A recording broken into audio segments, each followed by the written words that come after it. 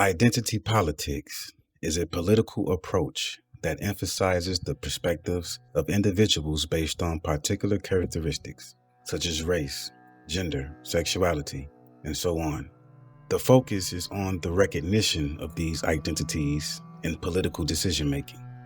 Critical race theory, or CRT, on the other hand, is a specific framework for examining the intersection of race and law and how these intersections reinforce racial oppression.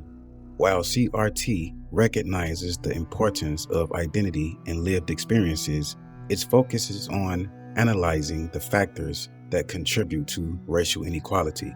So while both identity politics and CRT are concerned with the perspectives of marginalized communities, the focus is slightly different. Identity politics is primarily focused on representation, while CRT is focused on analysis of laws and policies that shape society in strict regards to race. One might even say that the subject of CRT owes its existence to identity politics. The framework of CRT is deeply based on laws and policies in regards to race, and identity politics has a large influence on those laws and policies. Many of the current anti-discrimination laws and policies critiqued by CRT today exist because of activist movements from the civil rights era. Political unrest will always exist, and because of that, the laws continuously change every day. However, while CRT provides a forum of deep discussion into these subjects, identity politics, on the other hand, is an untamed beast. Peaceful protests sometimes turn violent. These are the reasons why, when applied to the faculties of education, the two don't always mix, and in some cases, never should.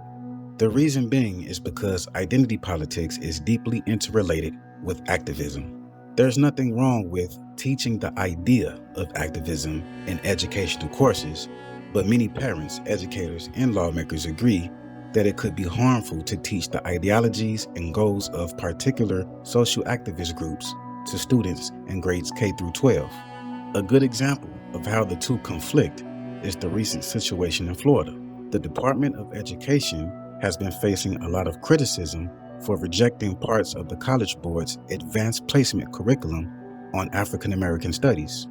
The course intended for high school students was deemed in violation of the state's Stop Woke Act, which was passed in April of 2022. The law prohibits the promotion of the idea that individuals of a certain race, color, sex, or national origin are morally superior, inherently racist or sexist, or bear responsibility for the actions of others. According to Florida's Governor, Ron Desantis, the course contained sensitive subjects such as queer theory, which he said is clearly pushing an agenda. The Commissioner of Education, Manny Diaz Jr., referred to it as woke indoctrination masquerading as education. The College Board was forced to revise the framework of the course. Critics argue that the state's actions have intimidated educators and left them unsure of how to approach sensitive subjects in Black history without violating state laws. Many supporters of critical race theory will call this an attack. One of the key reasons for teaching critical race theory in schools is because it's essential for promoting racial diversity and combating systemic racism. By educating all students about the history of race in America and how it has been used as a tool of oppression, we can begin to build a more equitable and just society.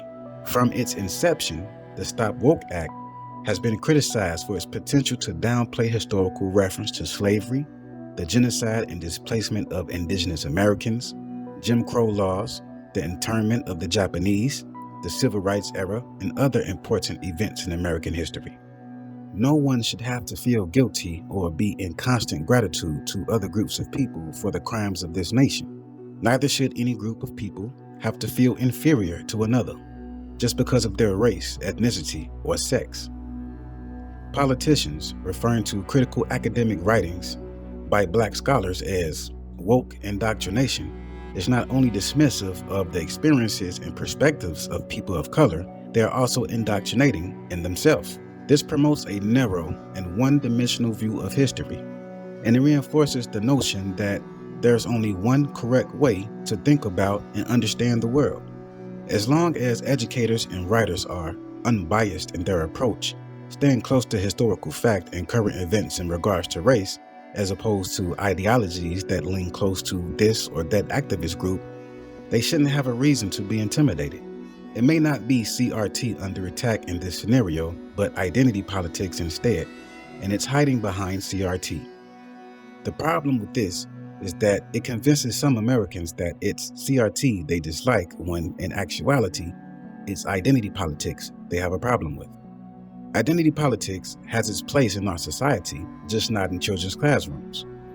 It's possible for an educator to teach a class about racially charged police brutality, for example, without the inclusion of a deep discussion or subject centered around Black Lives Matter.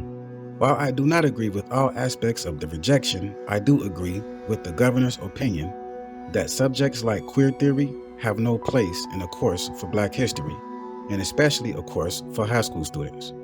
I also believe that if the course proposed was one on the topic of European American history, including a subject on white queer theory, the results would be the same. In fact, the proposal wouldn't have made it outside of the school board's building. When teaching a classroom on how great any historical figure is, what would their sexuality have to do with anything? Both Dr. Martin Luther King Jr. and Malcolm X were great men. At what part of teaching their accomplishments do we stop to explore their sexuality? In doing so, we eroticize their stories, which make them more trivial. While it's important to acknowledge the experiences and contributions of the gay and lesbian community, it's also crucial to be mindful of the age and maturity of students and to ensure that they are not exposed to inappropriate or controversial ideas. The LGBTQ community is racially diverse and has always been present, but there does seem to be an odd preference to make the queer experience indistinguishable from the Black experience. This not only erases the unique challenges faced by people of color, but it also marginalizes the LGBTQ community by combining their experiences with those of Black America. This is a textbook example of critical race theory versus identity politics, and as demonstrated, academics and activism should never be mixed, at least not without understanding that we risk indoctrinating our children with the ideologies of activist movements whose goals may be too radical for children to understand. For those that disagree, I believe they may not understand that lawmakers allowing one activist community into the educational curriculum will be allowing all. Imagine a course that, instead of only making quick reference to groups such as the Ku Klux Klan, neo-Nazis, or alt-right, it also provided a deeper understanding into the ideology of those groups.